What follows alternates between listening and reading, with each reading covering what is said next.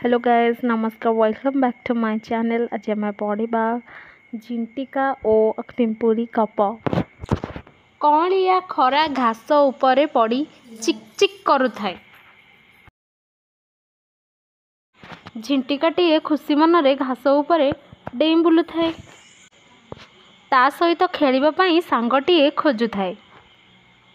एतिकी बेले पिंपुड़ीटिए खाद्य संग्रह करिया पई बाहरी थाए। झिंटिका कहला, पिंपुड़ी भाई एते सुंदर खरा होईची, तुमर खेलिबा पई मन हेउनी, आस सांग होई खेलिबा। पिंपुड़ी कहला, नाई झिंटिका भाई, मोर खेलिबा पई बेल नाही, मु जाउछि खाद्य संग्रह करिबी, आसंता दिन पई खाइबा रखिबी। एहा कही पिंपुड़ी ता बाटरे चली गला। झिंटिका ता कथा को हसरे उड़ाई देला। भाविला, पिंपुड़ीटी सतरे केते बोका, एते सुंदर पागरे न खेली काम करुछि।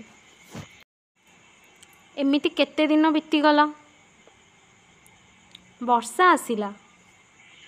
बहुत दिन धरी झड़ी वर्षा लागी रहिला। झिंटिकार खाद्य सरीगला, कौन करिब। वर्षारे ओदा होई पिंपुड़ी पाखरे पहुँचिला। कौन कहला, पिंपुड़ी भाई, मु तो 2 दिन धरी किछि खाद्य खाए नाही, तमे तो खाद्य संग्रह करी रखिछ, मते दया करी किछि दियो। पिंपुड़ी ताको दया करी खाद्य देला ओ बुझाई कहला, मु जेतेबेले कहूतिली खाद्य संग्रह करी साइति रखिबा, सेतेबेले मो कथा हसरे उड़ाई देलो ओ मते बोका भाबिलो।